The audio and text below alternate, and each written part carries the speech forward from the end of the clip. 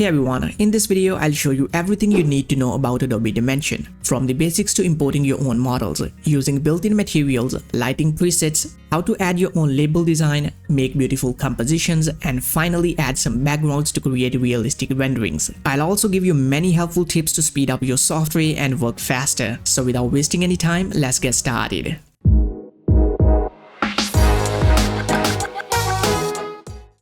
Alright, I'm inside Adobe Dimension. I'll create a new file.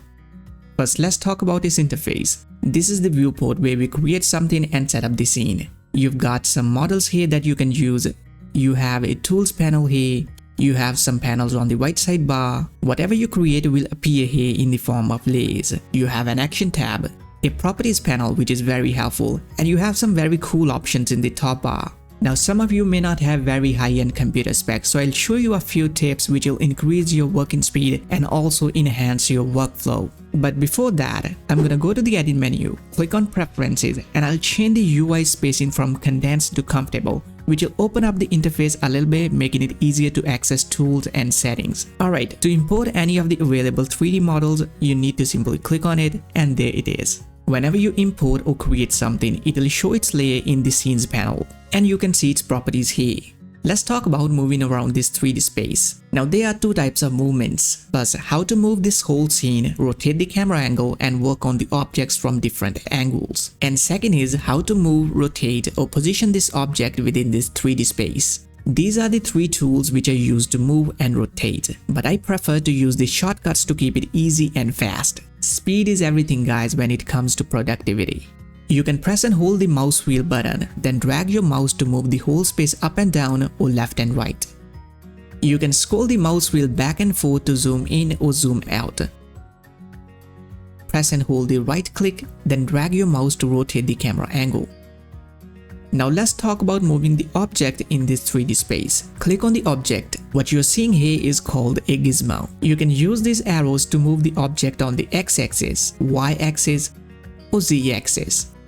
Or you can pick the object from the center point and move it freely in any direction. If you only want to see the move or rotation gizmo, you can do that as well. So if you press the E key, by the way, if you don't know what commands I'm using, you can see it right here. So if I press the E key, it will open the rotation gizmo, and I can use these handles to rotate the object.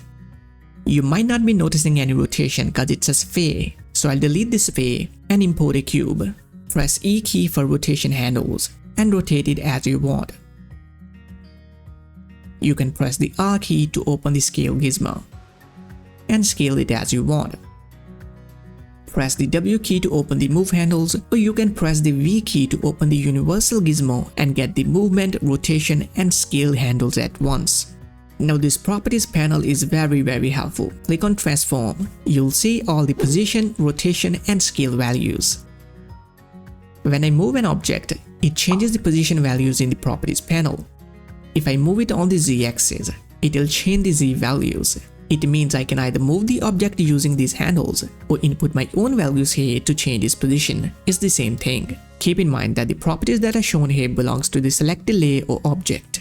And if you still remember, there are two types of movements. So instead of rotating the object, if I press and hold the right click and drag my mouse, you can see that it's not affecting the transform values here because currently I'm rotating the camera angle and the object is standing still in its own place. I hope I made that clear. Another thing, the center pivot point of the handles is currently at the bottom of the object, but you can change that if you want. As you can see, it's exactly in the center right now. You can also move it to the top. Reason is important because it will do movement and rotation at pivot point. If I press the R key to open the size gizmo, you can see that it's increasing its size equally on all proportions. But if you want to increase or decrease its size only in one particular proportion, then press and hold the shift key and drag the handle. Press E key for rotation gizmo. I want you to pay attention to the rotation values here. You can see that the rotation values are increasing gradually. But if I press and hold the shift key, then it will rotate the object at the increment of 15 degrees per rotation. You can also add a 3D text. To change the text, click on the object menu.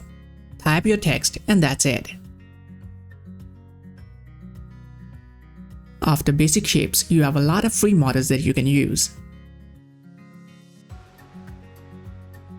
You also have a lot of pre-built materials here. You've got fabric textures, leather, liquid, marble granite, metal, paint, paper, patterns, plastic rubber, stone, terracotta, translucent, and wood texture. You've got lighting presets and the backgrounds to use as well. Now you can either import some model from here, simply click on it, and there it is. Or you can import your own model from the hard drive by going to the File, Import, and 3D Model.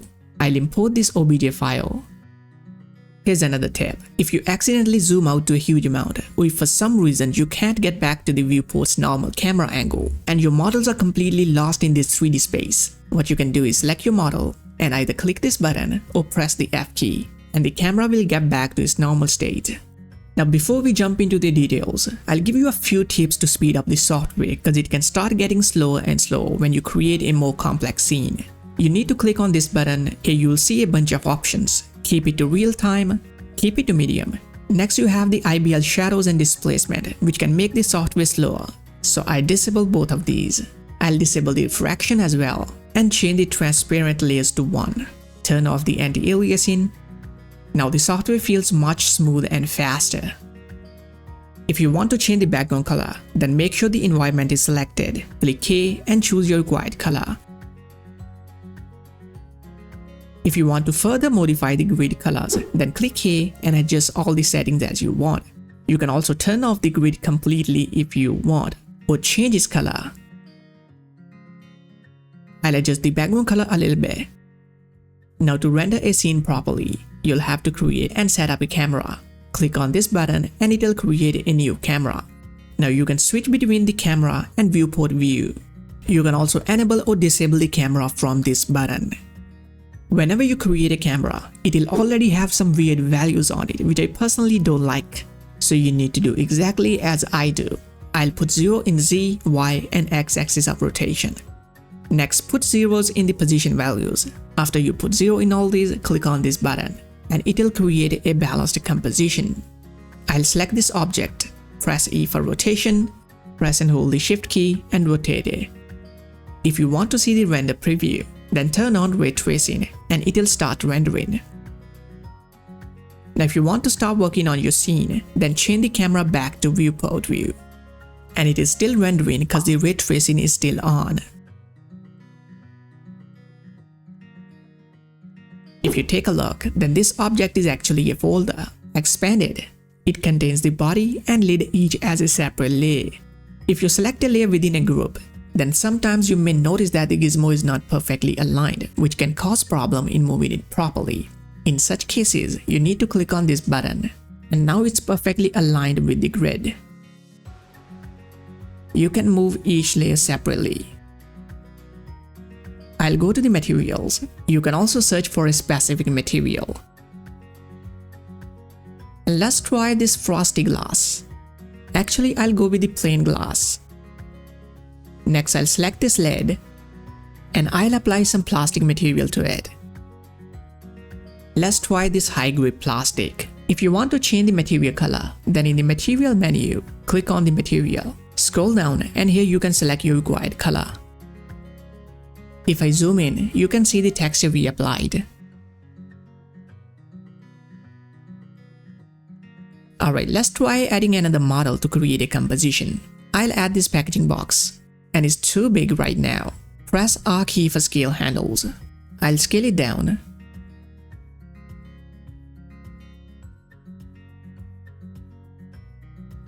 I'll align its center with the product and scale it down. Now I want to scale it in the above direction only. So what I can do is unlink these properties and manually put my values in the right direction. And that looks fine, completely covering the bottle. Next I'll move it to the right side, and when I move it close to the bottle, it automatically snaps with it. You can click on this arrow button along with this magnet icon and adjust the snapping settings. You can also increase or decrease the intensity of snapping. And when I move it close to the bottle, it automatically snaps with it. Now the packaging is precisely touching with the bottle. I'll turn on the camera.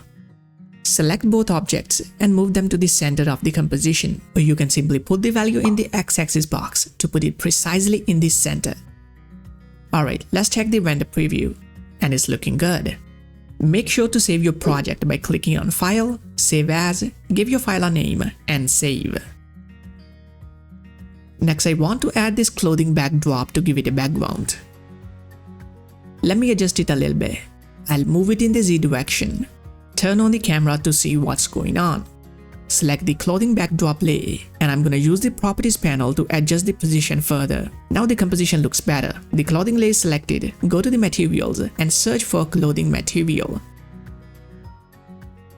And you can see a lot of different clothing materials. Let's try white spacer mesh. And the texture is way too big right now. To modify any texture, click on the material and you'll see more settings. I'll change the repeat to 20. Let's try 30. That's even better. Next, I'll change the fabric color. Let's see the render preview. Light is too much in the background, but you can see the texture of the cloth. Alright, turn off the camera. You can turn on and off any layer by clicking this eye icon.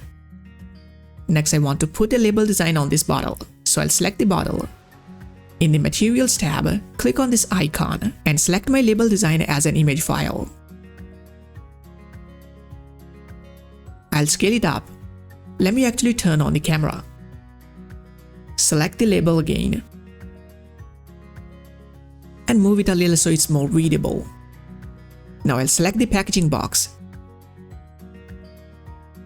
and I'll apply some paper material to it. I'll go with high gloss paper. Next, click on this button and put a label to it as well. Simply drag it from these handles to scale it so it covers the full front.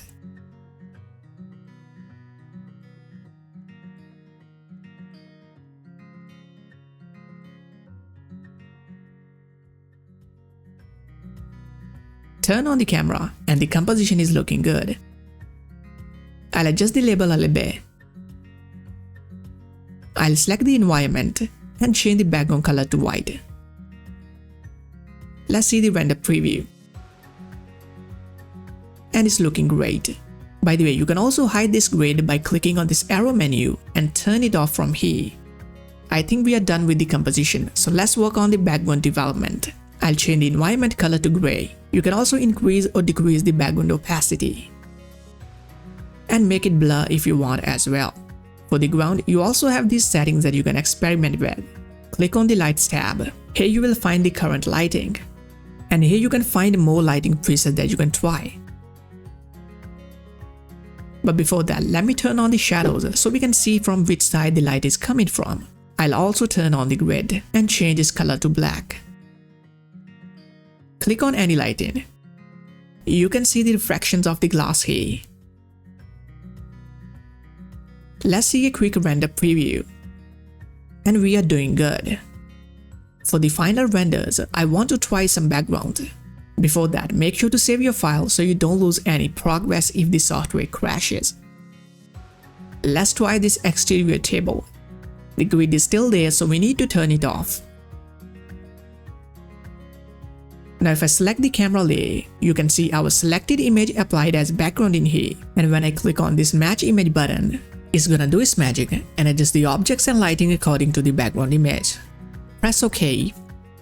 And there it is. The perspective of the objects look much more realistic now. It's a great feature. Let's see the render preview. Alright, let's try some other background. Click on match image and it will adjust it according to the background. Now to get the final output, you need to click on the render button. You can select the render quality. I'll go with the high quality. You don't really need to change anything from here. Next, you need to select which camera you want to use for render. I'll go with the camera 1 in which we finalized our composition. You can override camera size here if you want. Put your required file name. Select the location where you want to save it. You can save it as a PNG or PSD file. I'll go with PNG. After that, click on Render and it'll start rendering the final high quality image. The time it takes depends on the complexity of the scene and your computer specs, so you need to have a good CPU and a good graphics card. Alright, it took me 16 minutes and here is the final render. You can further open it in Photoshop, apply some tweaks and make it even better. One more thing I want to mention is that you can click on the background image, click on this folder icon and put your desired background image from your computer as well. After that, you know what to do. Click on match image and it will handle the rest. You can select the camera and input your required output size if you want.